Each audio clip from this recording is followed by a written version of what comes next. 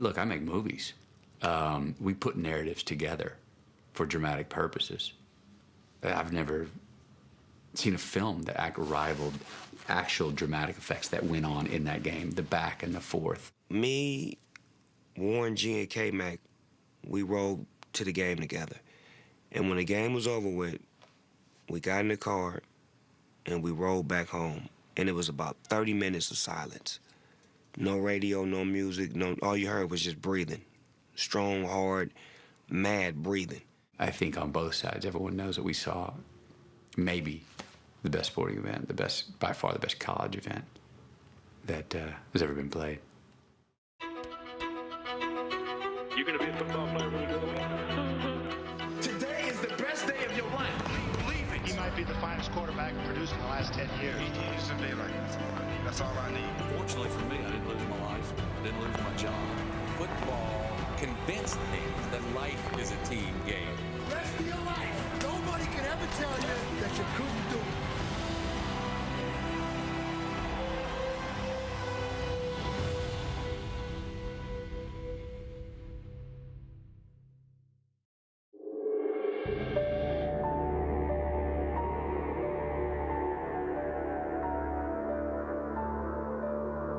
Jordan's 4 years old now.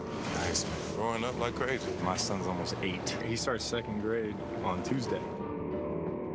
He wants to go to either SC, Stanford, or Duke. Stanford, wow. Wow. You probably haven't been back here, huh?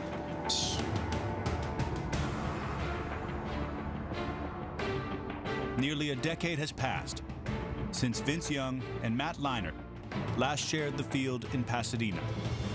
Since #1 USC and #2 Texas staged arguably the greatest college football game of all time. The 2006 Rose Bowl changed lives and expectations, especially for the game's two quarterbacks. Two quarterbacks who are now out of football, when most believed they would still be stars in their prime. I'm 31 now, so 31. I'm old. Me too. The gray hairs, you know what I mean? You know? You are getting gray. In their early 20s, both quarterbacks seemed destined for greatness. As a redshirt sophomore, Young rushed for 4 scores in a Texas win over Michigan in the 2005 Rose Bowl. We're standing in the middle of the field after the game, and they hand me the Rose Bowl trophy, and they're interviewing Vince. You know, the National Championship Game is here next year. Would you like to come back to Pasadena? Yes, sir. We'll be back. Yes, sir. We'll be back in front of millions of people on TV, and I thought that's probably not the best thing to say tonight, Vince. It was a bold statement, considering Texas hadn't won a national title since 1970. Championships have become a habit at USC.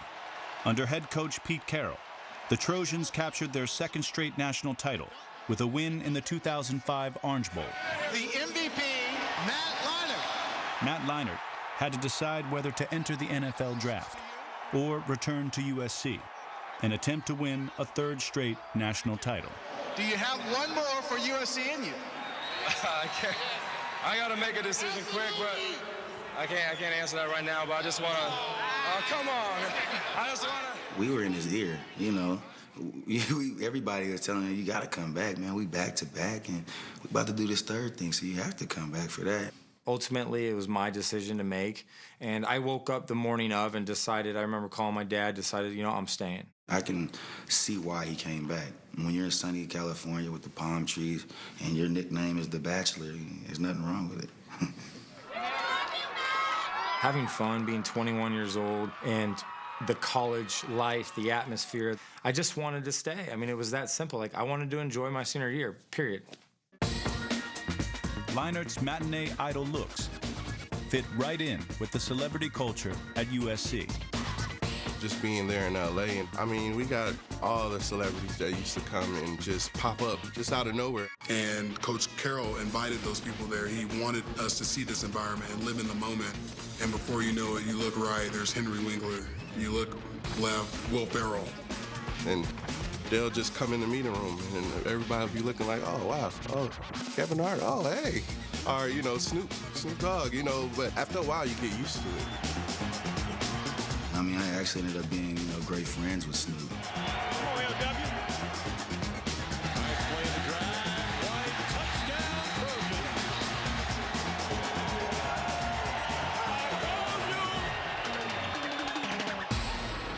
We wanted to win by 30, 40 points and celebrate and dance and do what we do and have the sideline full of celebrities that was enjoying the game.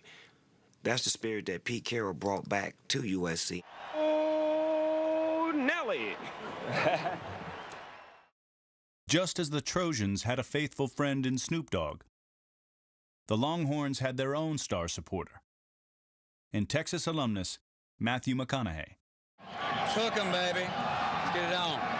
Matthew had been around this football team a lot. He probably came to every game that year. He told the team before the season, he gave them a little talk, and he said that your goal is to win the conference championship. Your dream is to win the national championship. The Longhorns stampeded through the 2005 season with a roster filled with future NFL starters, like defensive end Brian Arakpo, safety Michael Griffin, and running back Jamal Charles. And the player leading the Longhorns' run to the Rose Bowl was their incomparable quarterback. Young gets away, great pump fake, gets the first down and then some. Say goodbye to Vince Young. USC was just as star-studded, with Matt Leinart guiding an offense that featured receivers Steve Smith and Dwayne Jarrett, along with the top running back tandem in the country, Lendale White and Reggie Bush. Texas kept a close eye on USC all season, hoping for a shot at the Trojans come January. When USC was playing Notre Dame, after our game finished, that game wasn't over yet, and we were in the locker room all watching it on TV because we wanted them to win. You're at the 1-yard line. Leinart sneaks towards the goal line. He's in the end zone. Touchdown, USC! With 3 seconds to go, and the Trojans will win the ball game. I'm glad Reggie Bush pushed Leinart over the pile, because if we didn't play USC, it wouldn't have been the national championship that we wanted to play in. And so that's the one time I've ever cheered for USC. It was shaping up to be USC Texas, and that was what everyone wanted to see. We're waiting for you, Texas! We're waiting for you! From midseason on, everything we were doing was pitting our stats and our game against what USC was doing. Everything. Also, every Sunday we would go over the stats and say, here's what they did and here's what we did. Both teams' numbers were staggering. They each went 12-0, and each averaged 50 points a game. Texas had won 23 of its past 24. USC had won 34 straight. The Rose Bowl matchup everyone wanted to see was set. Just a few weeks before they would play in Pasadena, Leinart, Young, and Bush met in New York as the finalists for the Heisman Trophy, an award Leinart had won the year before. The winner of the 2005 Heisman Memorial Trophy, Reggie Bush from USC. Vince definitely felt slighted, and I think we all did. We felt like he deserved it more than Reggie did. I was at the Heisman Awards dinner with Vince, and Vince really thought he was going to win the Heisman.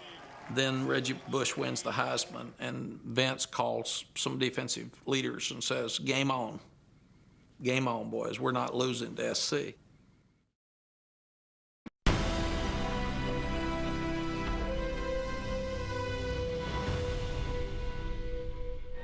Well, I've done a lot of pretty good football games in 53 years, but I'm hoping this one is one of the great ones. Through 2005, legendary commentator Keith Jackson had been the voice of 14 Rose Bowls, yet none had ever featured the top 2 ranked teams in the country. His final broadcast before retirement would be the one to change that. And like the man himself, the 2006 Rose Bowl promised to be a classic. I went to the Sugar Bowl, and I went to a lot of other bowls. But this, in the Rose Bowl, these two teams, my goodness. I mean, it was a whoo, Nelly. It really was. For other members of the media, the Rose Bowl was billed not as a collision, but a coronation. USC is chasing history in the Rose Bowl, a third straight national championship. But how would the Trojans stack up against the top 11 teams of the last half century? In the first, turn the TV on, and it was all the hype, all the media going into this game. I mean, they was comparing them to maybe be one of the best teams that ever played this game. There was a dominant team in '91, co-national champs. Wouldn't even be close. USC blows them out. USC comes right through them. You couldn't miss it. Every time you turned on SportsCenter, all you heard was, you know, USC versus this team, USC versus that team. Who's the greatest team of all time? We're talking about teams that are a half century apart, but you say it's a mismatch. It's a mismatch. Yeah. We'll just leave it at that. It's a big mismatch. Yeah. In our minds, we were thinking, they haven't won it yet. Second of all, if we beat the best team ever, what does that make us? We're at a press conference the day before the game. I said, thank you, media, for the pregame talk. I really have not had to say anything, and I appreciate you all so much. Even at Disneyland, a traditional stop for both participants during Rose Bowl week, the Longhorns couldn't escape the shadow cast by their Southern California rivals. We was there at the same time as USC. And I just remember looking at guys like, you know, Brian Cushing and Ray Maluga and Dwayne Jerry and all those, and I'm like, you got to check birth certificates or something. Like, they look like grown men compared to what we look like. I mean, I guess them guys deserve it, but to me, over here on the UT side of the ball, we deserve it too, because don't nobody just give you 12-0, so. It was basically known that we was the underdogs. And us as a team and university and fans, we thought different. When I went to see the whole team, you know, what are you going to say? They don't need to hear a rah-rah speech from McConaughey before that game. They're up for the game. But I just wanted to go around and just silently kind of look each one in the eye. And I got real stern, sober, solid, we're ready looks from everybody. But I get to Vince, and he just shakes his head and makes all these goofy noises and stuff. And he's like, oh, yeah, it's happening. We're winning the game. And he was the only one that said anything. He was the only one that acted really goofy. And that was another telltale. I was like, boy, this moment is not bigger than him by any means. I remember seeing Matthew McConaughey on the sideline, and you know, he was so pumped up, like he was playing. You know, sit your ass down, you ain't playing. We're gonna take care of these sorry ass Texas players. And I remember looking up in the stands and I seen my big bro Snoop Dogg. Once I seen him in the stands, I was like, oh yeah, we about to do this. You know me, I was on my, you know, celebrating. You know, I was already, you know, we pregame celebrating that. See, back around that time, we was celebrating before the game. We wouldn't wait till the win because we know we won. This football game has everything in it in the preamble. Well, you know, Keith, I don't see how this game cannot be a great one. There are just too many great leaders on this field. There are just too many great players, and there are too many great coaches. I'm standing out there in the middle of the field before the game with our offensive coordinator, Greg Davis, and I'm looking at the SC team, and it looks like a pro team. I mean, they are a good-looking bunch. And I told Greg, I said, boy, that's a good-looking football team down there. And he said, well, Coach, turn around and look at yours. It looks pretty good, too. Texas will get good field position out of this one.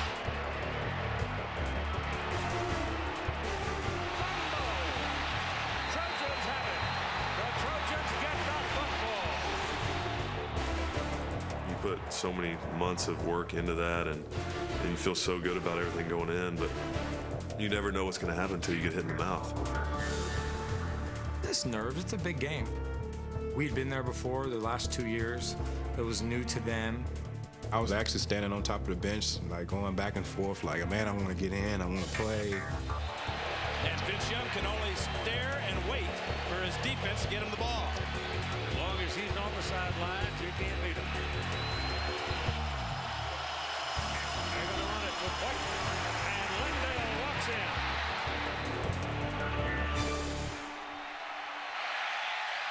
I felt they didn't want to hit me. Considering I had ran through like their whole defense, I felt like it was going to be a cakewalk. Coming up, expectations created by the game of the century, This is Vince Young's team. and the reality that followed. Having to live up to that at the pro level, it's hard.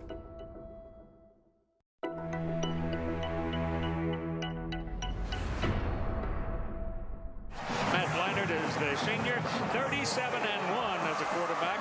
Vince Young, 6'5", 230 plus. A lot of swagger, but he's good. The competition between Vince Young and Matt Leinart did not stop with the Rose Bowl. 4 months later, they were together in New York. Both hoped to be the top quarterback chosen in the NFL draft. Gosh! Vince? Have you ever seen Napoleon Dynamite? Leinart likely would have been picked first had he declared eligible the previous year. This time, early entry candidate Young yearned to go number 1. Is that you? I'm Napoleon. Oh my goodness. The Texans had the first pick, so I wanted to stay at home and play for my hometown team. A lot of people down in Houston are sure hoping that you get chosen number 1 overall. What are your thoughts on that situation? Well, just found out they're not interested in Vince Young anymore. Yeah, me and Mario was playing PlayStation the night before, and he got picked early that night. So he went first before everybody. So his agent came over and whispered in his ear, like, you going to the Texans? I was like, damn. So I was pissed. Me, I'm moving on to the next team that's going to set me and get myself prepared to play for that team I'm going to be with. The reason why I came out early, because the Texans had the number 1 pick there. I would have stayed it, but they weren't going to pick me. Young and Leinart watched helplessly as Mario Williams was picked first, followed by Heisman Trophy winner Reggie Bush, taken by the Saints. Bush was one of the most explosive players college football had ever seen. But in the second quarter of the 2006 Rose Bowl, his explosiveness blew up in his face. They drop it off. Got a little screen action set up for Bush. Whoa, look out. Ball fumble. Texas has got it. Just trying to do too much. It was foolish. He had seen what he thought was opportunity out of the corner of his eye. He's trying to lateral the ball is what he was doing, Keith. After you win the Heisman, you want to have that famous Heisman moment in the game. It didn't work out for him, and that's all. That was the momentum we needed. That's what he's about, making big plays, and I feel like if you're a great player, you have to take risks sometimes. It definitely turned the dynamics of the game. Here's Vince Young, wants to run it, gets outside. Lost the ball. Pitched it out. He pitched it out. Touchdown, Texas. Touchdown to Selden Young. We've been pounding the rock all year. That was a big thing that we always say was pound that rock. You know, you start running that ball, it opens up everything else. In a span of 4 minutes in the second quarter, Texas scored twice to take the lead. Taylor's got the ball, got daylight, and touchdown, Texas. We were getting carried away. We were so used to winning, and our winning attitude had us too cocky. We didn't handle business. The USC offense had averaged 50 points a game in the regular season. Against Texas, they had just 10 points in the first half. Where's Leinart? Where's the SC passing game that had been so dominant in so many games all during the season? Just check the body language of these two teams. You see the frustration by Leinart. I think they was coming to realize this is a game. Like, you know, this is not the easy pushover that probably they was used to. Leinart back, lets it go, and it's in the corner, and it is intercepted. We got them. They can't stop us. This is about to be easy walk in the park. That's going into halftime. I really felt like, hey, the game is over. We was high and mighty, you know. We was beating USC, number 1 ranked team in the country. The coolest thing about that halftime is we were in the locker room and I feel a tap on my shoulder and I turn around and it's Roger Clemens, McConaughey, and Lance Armstrong. They were all right there saying, "Hey, You got this thing. Go win it. All the talk's gone, all the stuff's gone. 30 minutes. We have 30 minutes.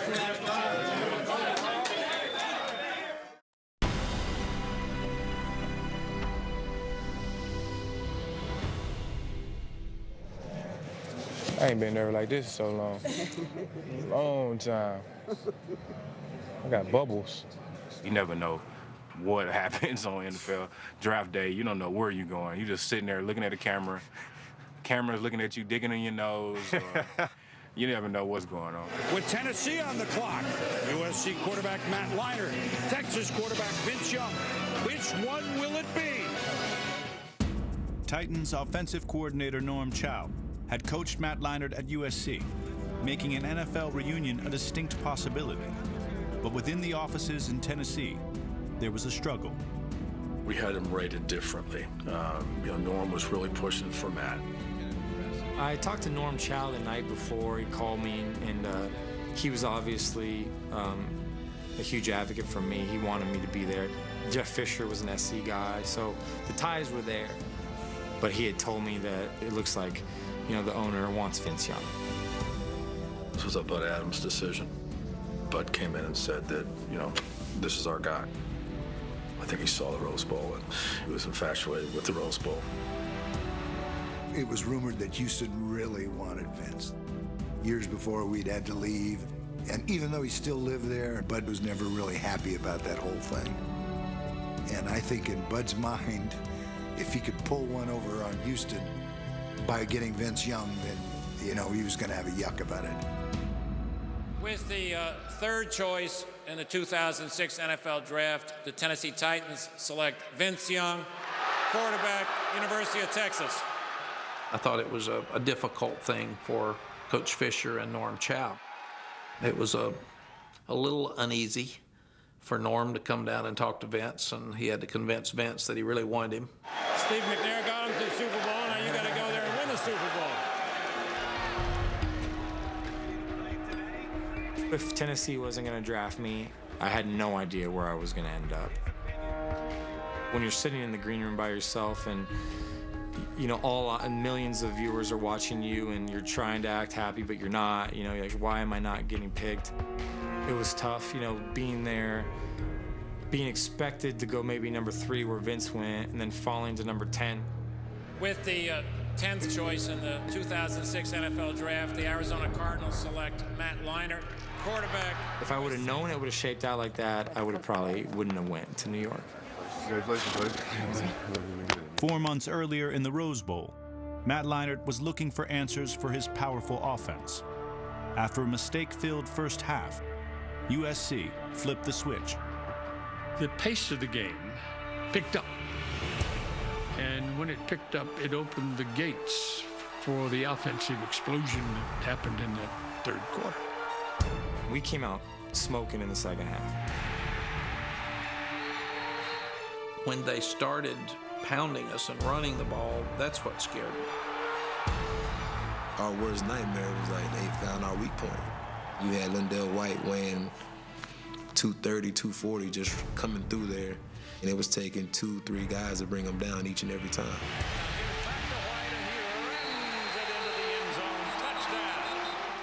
We had no game plan for it.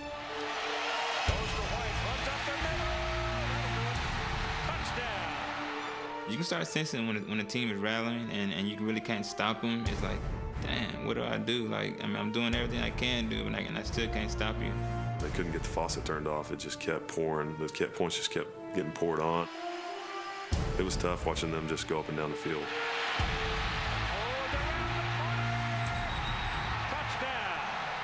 I was like, okay, that's why USC is ranked this. That's why they talk about Reggie Bush like this. This is why Matt Leinart is the top quarterback. When Matt Leinart hit Dwayne Jarrett for a touchdown pass, the USC lead had grown to 12. When we scored that touchdown, I thought the game was ours. I really did. I thought there's 6 minutes left. We're by 12. All we need is get the ball back and we're good. We'll run out the clock. I thought we had the game in the bag. I was standing on the bleachers talking to my buddies like, oh man, This is crazy. I can't wait to wear my championship ring, around campus. We were just like starting to celebrate a little bit on the sidelines. We were at the grins on our faces. For 3.5 quarters, it was still this USC dynasty. Well, it's going back and forth. Texas is putting up a good fight, but it was like the outcome was written. Our fans, they were talking to USC fans at the game. They was like, yeah, it's over. Good job. Great year for y'all, but it's over. So our fans was like, no, y'all don't know Texas, and you don't know that quarterback right there, Mr. Young. So just stay tuned.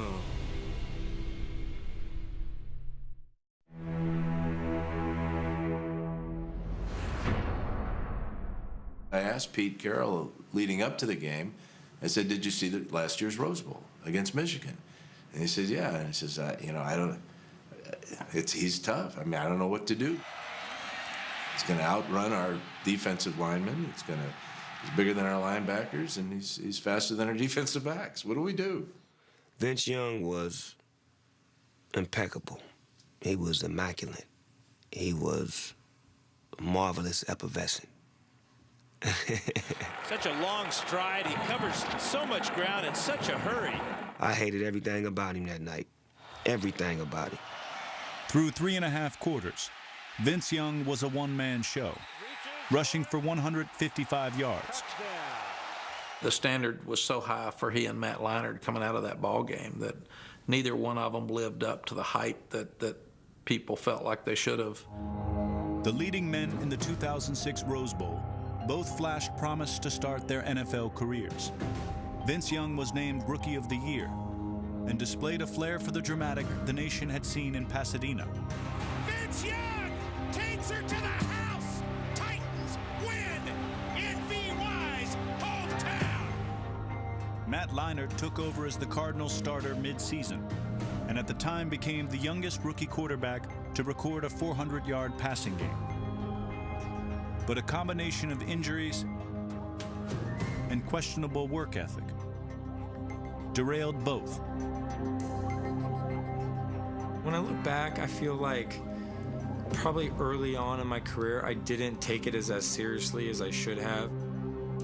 I always loved the game. I always practiced hard, I worked hard, but I don't think I studied like I should have. Maybe I could have done a better job of explaining the expectations. There was a lot of factors besides just football that were involved. Some of that was because of Matt's profile and where he had come from and the success that he'd had in college. And having to live up to that at the pro level, it's hard.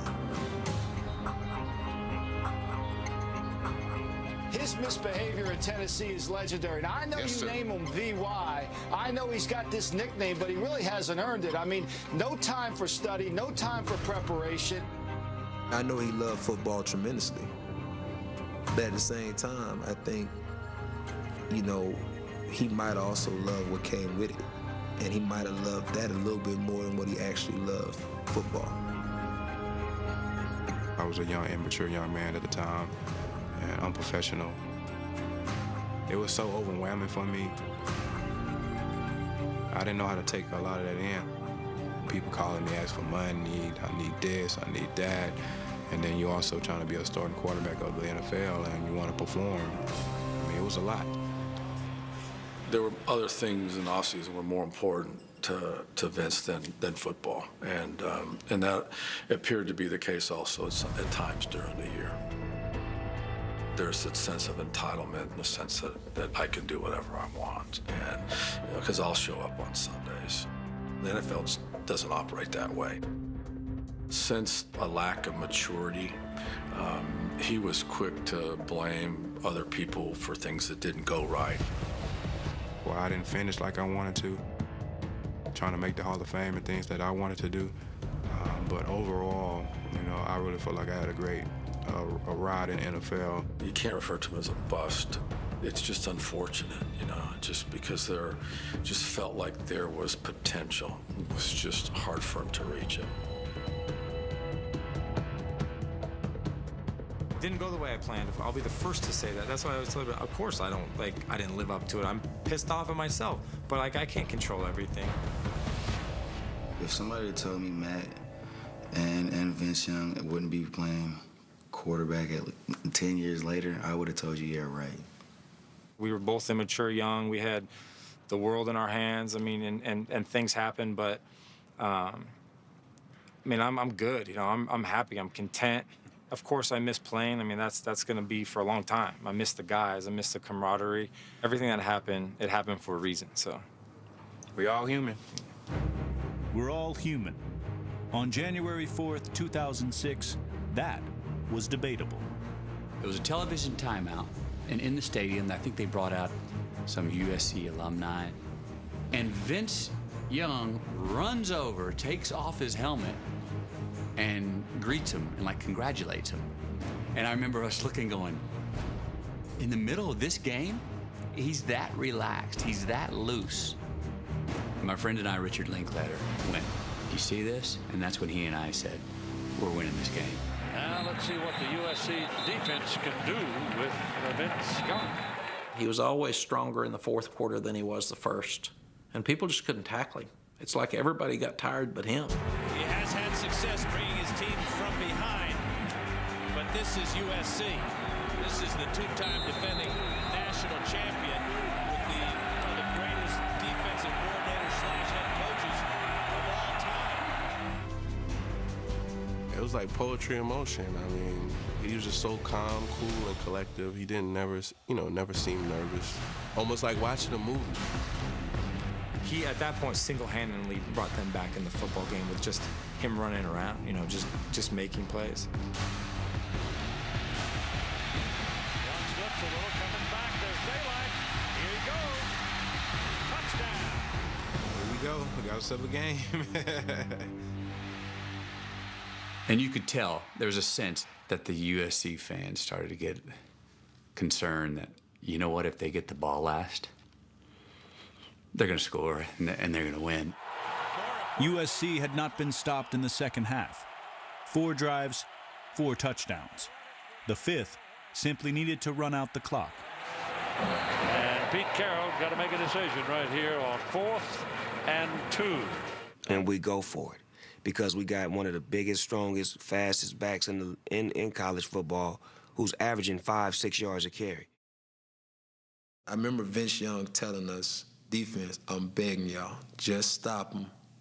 Let me get the ball back in my hands, and we got this. We didn't want him to get the ball, you know. I mean, that was just it. We wanted to keep the ball out of his hands. If we get the first down, the game's over. Pete knew that they weren't going to stop Vince. And we had not stopped Lindell White all night for short yardage. I mean, none. Wasn't even close. Just a simple power play. We ran that play probably 8 times in that game and averaged 10 yards a carry. 4th and 1 now for the Trojans, and Reggie's on the sidelines. They took Reggie Bush out. I was like, yes. And then I saw the big boy in there, so we already know what they was about to do is try to get him in there, lean his big body forward for the first down. The threat of Bush not being in the game, I think, is the key here. Because when Bush is in the game, defenders have to adjust and know where he is and react accordingly. So when you take him out of the game, where's the focus go? Right to Lindell White. I think Reggie should have been on the field just for anything. It would have took somebody else out the box. He's our biggest decoy, you know, biggest playmaker. I would think you would want to have him on the field as some type of, you know, distraction or something. So that kind of baffled me a little bit. Honestly, I put that on coaching.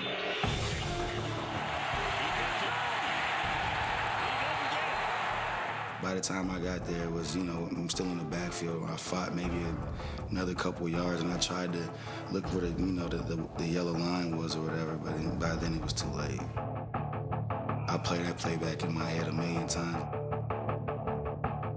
Nobody remembers your 41-2. I remember that 4th and 1 yard run. So yeah, it sticks with me to this day. It hurts. Half the stadium's gonna go crazy. The stadium erupted. All burnt orange was going crazy when, you know, we stopped them because we knew that we was going to win this game. I remember just seeing everybody over there jumping up and down. I remember seeing Vince running on the field, and I was like, oh. I knew we was going to win because that alien was coming on the field again, and they couldn't stop him all night. You look over there, and he's seeing Superman on the other side. My hands were just kind of over my eyes, like I'm scared to watch the game right now.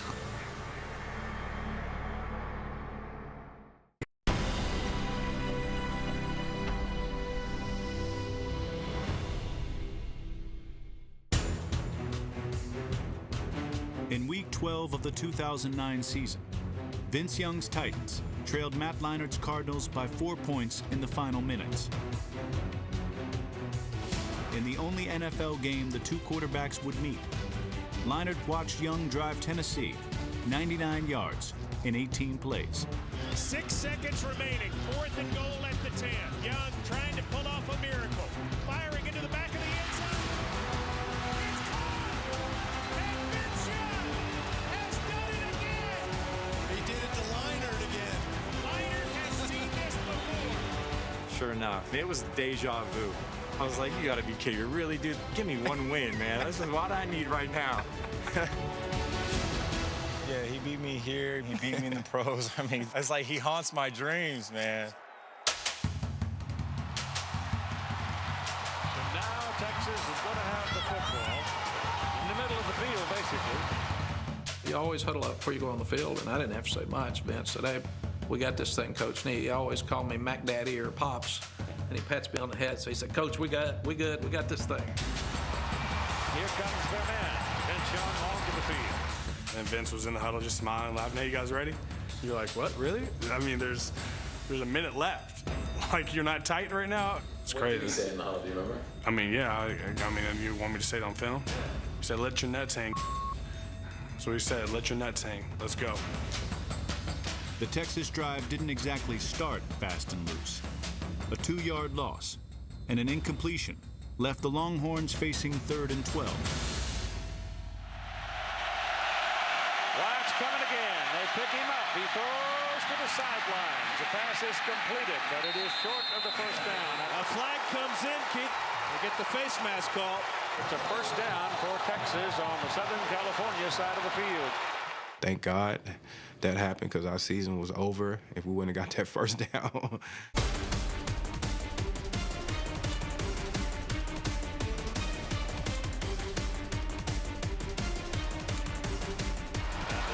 Defense is beleaguered at this point. And I just remember, I had the towel over my head because I was trying not to peek that was going on. But I mean, our side wasn't cheering, so you knew that it wasn't going good. It was bad. And I was just looking like, please stop him. Please stop this guy. Oh, they knew. You could see it in Coach Carroll's eyes. You could see him having doubt, and he's never had doubt in his eyes. But I saw it in that USC game. He just kept marching it down. And I remember one point thinking, let's just let him score so we can have some more time to try to come back. You put the ball in number 10's hands and let him win the game for you, as he's done so many times. 30 seconds, they've called timeout. 3rd down and 5. It's up to the Trojan defense now to preserve the streak. Incomplete. It would come down to one play to decide whether USC would win its 3rd straight national title or Texas would capture its first championship in 35 years. Last play of the game, you're down to 4th and 5. Dance with the one that brung you. And Vince brung us, so we were going to put it in his hands. I know this guy was running the whole time. We had him covered. If he has a chance, I know if he has a chance, I'm sure Max said the same thing. Run and just score. 4th and 5, the national championship on the line right here.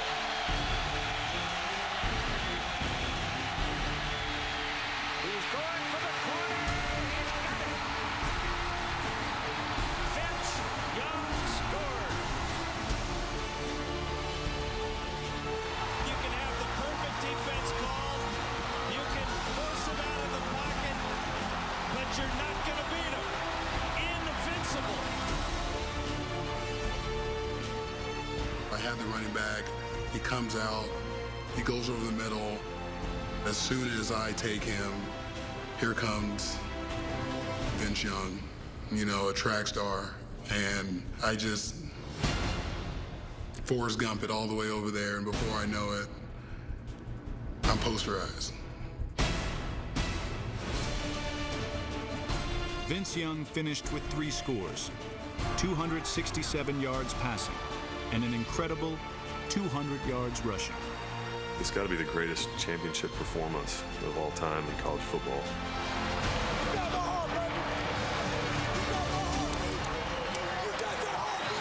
To do that on that stage that night, it was a memorable moment for me that I'll cherish for the rest of my life.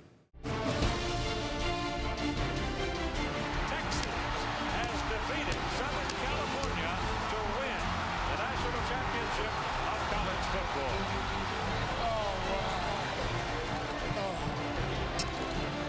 The streak is over, baby. The streak is no more.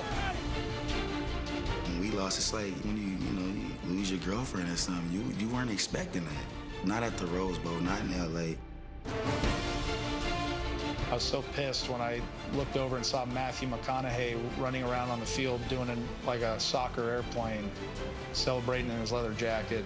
That really bothered me. I wasn't a Matthew McConaughey fan for a while, but he's such a good actor. I'm a fan of his again, but still, I didn't watch a few of his movies after that. And I just told our good friend Matthew McConaughey it's either like an Emmy or an Oscar, and he says, hell no, this is big stuff here. Went back to work and went out to a few golf courses and ran into a lot of USC fans, and I had a good time responding to them saying, you know, we heard that Vince put some grease on his legs. And that's why we couldn't tackle him. It was very easy and fun to say, you had to touch him to slip off of him first. That run for the score at the end, you didn't touch him. They've got a great football team, and I'll give them credit. Reggie Bush and Matt Leinart came out here to say congratulations to you all. Walked out of their dressing room and walked over. Respect to this guy, because all the hoopla, everything was going on. Him and Reggie Bush came over and said, man, great game. And that showed me this is the type of person he is. I'm still in misery over that game. Forgive me. I have spats and spurts sometimes where I flash back. That's a loss that lives with you. I talked to Snoop and those guys for a quick second. That same night, I hung out with him. We just sat there, and he was just like, dang, cuz. He just shaking his hand like, man, what the hell happened? I'm just sitting there like, I have no clue, man. I remember I went to Carl's Jr. and got a double Western bacon cheeseburger and a shake. I'll never forget. That's what I got, and I went home and I slept, and that was it. For 4 hours, there had been no rest in a game that moved at an exhausting pace. And a classic. Lived up to all the hype, all the build-up. Incredible effort by all these young men. Like so many of the game's stars, Matt Leinart and Vince Young didn't fulfill the lofty NFL expectations that were created by that Rose Bowl. This is Vince Young's team. Still, their performances on that one magical evening, on that historic field, will forever stand the test of time. Nobody has ever had a game like that. It was a great blessing and a memorable moment that not just myself, but my teammates and family and friends and the state of Texas will remember for the rest of our life.